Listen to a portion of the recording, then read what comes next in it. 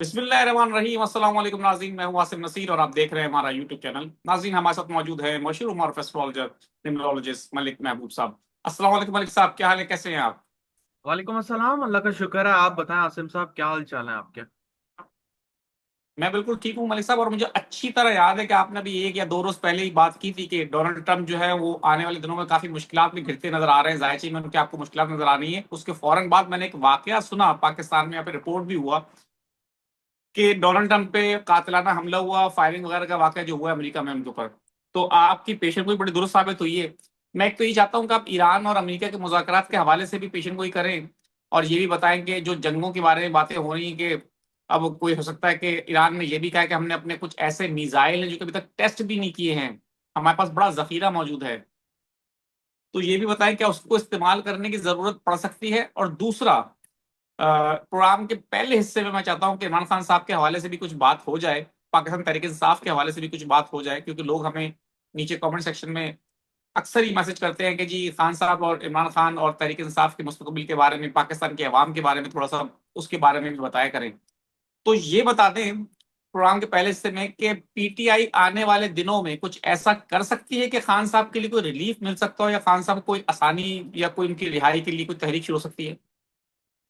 अच्छा आसिम साहब, आपके आपके इस वीलॉग से पहले ना मैं दानिश साहब के साथ वीलॉग कर रहा था। उन्होंने मुझे एक कोट अनकोट न्यूज बताई कि जो गौहर साहब हैं, क्या नाम है, मुझे उनका पूरा बैरिस्टर नाम गौहर, नहीं। बैरिस्टर गौहर। बैरिस्टर गौर। उन्होंने एक अनाउंसमेंट की है कि अब वक्त आ गया है कि इमरान खान की रिहाई के लिए काम किया जाए। तो मेरा पहला सवाल ये था कि आज 2.5 साल से वो क्या कर रहे थे बैठे हुए। पहली बात। इट्स अ दूसरी बात, जोक। या it's a joke, literally joke. मतलब ये आप कैसी बातें कर रहे हैं मीडिया में आके कि अब हम जो है रिहाई पे करें, तो पहले आप क्या कर रहे थे इतनी देर से? सही बात। खैर, वो उसको आप साइड पे रखें। मैं तनकीद नहीं, लेकिन ये कमेंट मुझे याद था तो मेरे जहन में आपने भी पीटीआई की बात की तो मैंने कहा ये अजीब कोइंसिडेंस है, आज सारे पीटीआई की बात कर रहे हैं। तो देखिए, पीटीआई से खान साहब बाहर नहीं आने वाला है। ये बात मैं बहुत दफा बता चुका हूं और पहले भी बताई है। क्योंकि पीटीआई के अंदर जो काली भेड़े हैं ना, ये जो भी इस पार्टी को आगे सही से लीड करने जाएगा उसकी टांग खींच दी जाएगी। 2.5 साल से जो पहले अली अमीन गंडापुर थे उस पे मुझे थे कि मुझे नहीं लगता कि ये कुछ कर पाएंगे। और अब ये दूसरे साहब आए हैं, सोहेल अफरीदी। इनके ऊपर मुझे डेफिनेटली परछाई दिखती है और लोग तनकीद कभी कर रहे होते हैं कि यार ये कहाँ इमरान खान की तरह। अगर ये इमरान खान की तरह नहीं होते तो वो आपको ये ऐसे एक्शन ना दिखाता है। सोहेल अफरीदी साहब अगर ये कुछ करके दिखाएंगे तो उसमें यही होगा कि इनके ऊपर बहुत सारी तनकीद होगी और जो उनकी पार्टी के लोग हैं वो भी टांग खींचेंगे। लेकिन जो इस वक्त टाइम चल रहा है और स्पेसिफिकली जो सैटर्न मार्स का कंजंक्शन हुआ है 20 अप्रैल के, तो मुझे थोड़ी सी यूनिटी नजर आती है पीटीआई के जायचे में। तो ये जो है, अगर आप ये सोच रहे हैं ये तहरीकें चलेंगी तो खान साहब बाहर आएंगे, मुझे नहीं दिखता।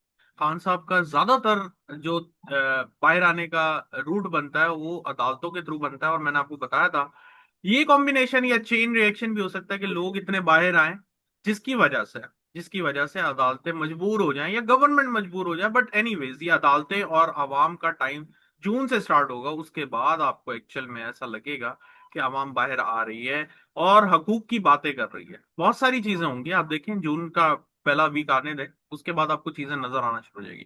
जहां तक खान साहब की बात रही, वो तो मैंने अपने हाथ खड़े कर लिए हैं कि भाई मुझे नहीं पता उनकी डिटेल्स क्या है, क्योंकि उनके ऊपर बहुत वर्किंग की है, बहुत वर्किंग की है। अब आपके सामने ही है, मेरे ख्याल से मेरे अलावा सबने ही की है और कोई भी नहीं उनको अभी तक रिहा करा सका। तो मेरे समेत, मैं भी अपनी भी बात करूं तो खैर इस लेकिन किसी ने टॉपिक को हाथ आप। खड़े नहीं किए। सर मलिक साहब, मैंने किसी ने हाथ खड़े नहीं किए, पेशेंट को अभी भी जारी है। सर जारी रहने दो, वो उनका अपना वो है। मैं इस टाइप का बंदा नहीं हूं। मैं जो होता है बोल देता हूँ, जो नहीं होता बोल देता हूँ, नहीं होगा ये तो होता है। That's it. जब बर्थ डिटेल, क्योंकि मेरा सिस्टम बर्थ डिटेल को फॉलो करता है, अगर वो नहीं हो तो फिर एटलीस्ट वक्ती साइचे को, उसके लिए भी मुझे उस पर्टिकुलर बंदे से नंबर चाहिए ना। मुझे नंबर मिल रहा है ना बर्थ डिटेल, तो फिर फायदा क्या मैं तीर मारता रहूं। इससे अच्छा मैं किसी और जगह पे करूं जहां पे मुझे बर्थ डिटेल हो, ताकि एटलीस्ट ऑथेंटिसिटी तो पता चले कि एस्ट्रोलॉजी काम करती है। But anyways, coming back to the point, PTI के लिए मई जून जुलाई ये बड़े अच्छे महीने हैं, बड़े अच्छे महीने हैं। क्योंकि ना कि सिर्फ इनको पार्टी से सपोर्ट मिलेगी, जो दूसरे लोग भी निकलेंगे। तो आपको नहीं समझ में आएगी पीटीआई के लिए कौन निकल रहा है और आम आवाम किस लिए निकल रही है। तो ये एक काफी प्रेशर बिल्डिंग का काम करेंगे हुकूमत के खिलाफ। जहां तक बात रही सर डोनाल्ड ट्रंप की, डोनाल्ड ट्रंप एक्चुअली मैंने पहले भी बताया था कि जिस वक्त वो पैदा हुए थे उस वक्त ग्रहण लगा हुआ था। तो उनके जायचे में भी अगर हम देखते हैं तो सारे के सारे प्लैनेट दो नॉर्ड्स के बीच में, नॉर्ड्स का मतलब ये जो साउथ नॉर्थ और नॉर्थ नॉर्थ, राहु केतु के बीच में, सिंपल। तो उसकी वजह से वो बड़े अनप्रिडिक्टेबल है और बड़ी अनप्रिडिक्टेबिलिटी के साथ उन्होंने अपनी लाइफ भी गुजारी है। कभी वो जेल गए, कभी आसमान, कभी जमीन। तो ये बिल्कुल अनप्रिडिक्टेबल है। खैर, उनके जायचे में एग्जैक्टली उसी पॉइंट के ऊपर, मतलब फर्स्ट हाउस में जो ये रिसेंटली सैटर्न मार्स का कंजंक्शन हुआ था, वो उनके फर्स्ट हाउस में लगा था। इसलिए मैं बोल रहा था कि 20 अप्रैल के बाद डोनाल्ड ट्रंप का बहुत टफ टाइम शुरू हो रहा है। और आपने अभी रिसेंटली देख लिया, कोई डिनर पार्टी में थे और वहां पे ये वाकया हुआ। खैर, ये तो हुआ जानी मसाइल मसला, लेकिन आने वाले दिनों में मुझे ऐसा लगता है कि उनको गवर्नमेंट, ऑपोजिशन, सबसे बहुत ज्यादा जो है एक प्रेशर झेलने की जरूरत पड़ेगी। डेफिनेटली बहुत प्रेशर आने वाला है उनके ऊपर। ईरान और अगर हम अमेरिका की बात करें, मैंने आपको पहले भी कहा था सर, ये मुज़ाकरात हो ना हो, अब जो है जंग के वो हालात नहीं रहेंगे। पानी में मसाइल रहेंगे, पानी का इशू रहेगा, मैं आपको बोलते आ रहा हूँ। और वो वही रहेगा। ये एक तरह से सेम वही सीन हुआ है जो पिछले साल हुआ था, सीज फायर हो गई, कोई मुज़ाकरात नहीं हुए, वही होगा। ये सीज फायर रहेगी, लेकिन ये टेम्परेरी पॉज है इस साल का। ये टेम्परेरी पॉज जो है आपको जुलाई अगस्त के बाद फिर जो है एक्टिवेट होना शुरू दिखाएगा। ये फिर से रिज्यूम हो जाएंगी चीजें, वापस कॉम्प्लिकेटेड होंगी और ज्यादा डिफिकल्ट होंगी। क्योंकि इस दफा जो लग रहा है, जो इक्लिप्स लगेगा, वो मार्स के साथ केतु भी होगा और फिर बहुत सारे प्लैनेट होंगे। हम वो नेक्स्ट वीडियो में कभी डिस्कस करेंगे कि आने वाले महीने कैसे लगता है, ताकि लोग अपने लिए पहले से प्रिपरेशन करें। क्योंकि ये जो वीलॉग करने का मकसद ये नहीं है कि हम सिर्फ व्यूज लें बैठ के, किसी का भला भी होना चाहिए, कि लोगों को अंडरस्टैंडिंग होनी चाहिए आने वाले दिन बिल्कुल। कैसे होंगे। क्योंकि हम एक तरह से वेदर मैन है, जिस तरह वो बताते हैं कि कल बारिश है, कल धूप है, जो वॉट एवर, तो हम भी वही बता रहे हैं आपको कि भाई हमारे हिसाब से, हमारी कैलकुलेशन के हिसाब से आने वाले दिन ज्यादा मुश्किल है, फाइनेंशियली भी और मटेरियल वर्ल्ड भी जरा डिफिकल्टीज का सामना करती हुई दिखेगी। बिल्कुल ठीक है मलिक साहब, मैं कुछ सवालात लेना चाहता हूँ। सज्जाद नाम है इनका, 23/2/1918 की डेट ऑफ बर्थ है। वो पूछ रहे हैं मुझे विरासत का हिस्सा मिल रहा है तो मैं घर खरीदूं या कोई कारोबार करूं।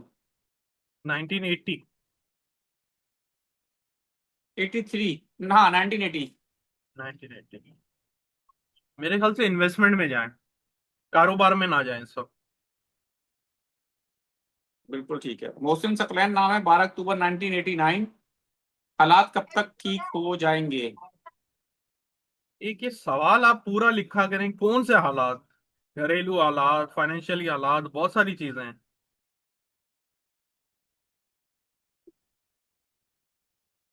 सर अभी थोड़ा सा इंतजार करें, अक्टूबर के फाइनेंशियली बाद हालात। से। जी, अक्टूबर के बाद से ही लग रहे हैं कोई इम्कानात। मोहम्मद जैद, 7 सितंबर 1997 इनकी डेट ऑफ बर्थ है। शादी का और फॉरेन सेटलमेंट के हवाले से पूछने कोई चांस है। 1997। जी। जी, बाहर के लिए तो बहुत अच्छे चांस हैं।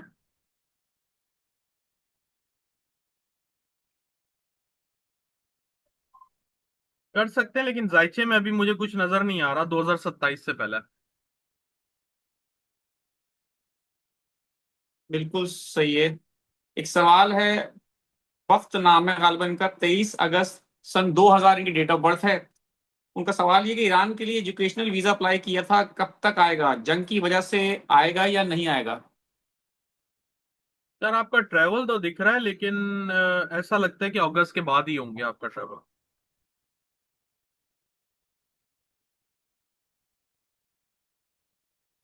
12/5/2001 इनकी डेट ऑफ बर्थ है।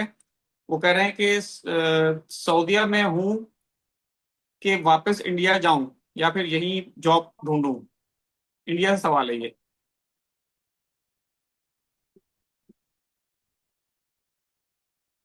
आप अभी वहीं पे ढूंढने की कोशिश करें, आपके बाहर के सितारे नजर आ रहे हैं मुझे। लास्ट क्वेश्चन ले लेता हूँ। हिबा खान है, कई दफा सवाल उन्होंने कहा मैं कर चुकी हूँ। डेट ऑफ बर्थ है 29 मई 2002। क्या 2026 में शादी का इम्कान है? प्लीज जवाब जरूर दीजिएगा।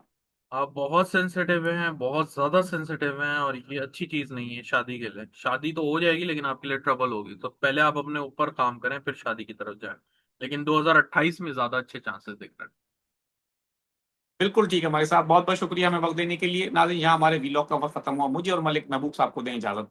आखिर में हमारा वही पैगाम है, मुस्कुराएं, प्यार बांटें और अपने आसपास के लोगों का ख्याल रखें। अल्लाह हाफिज।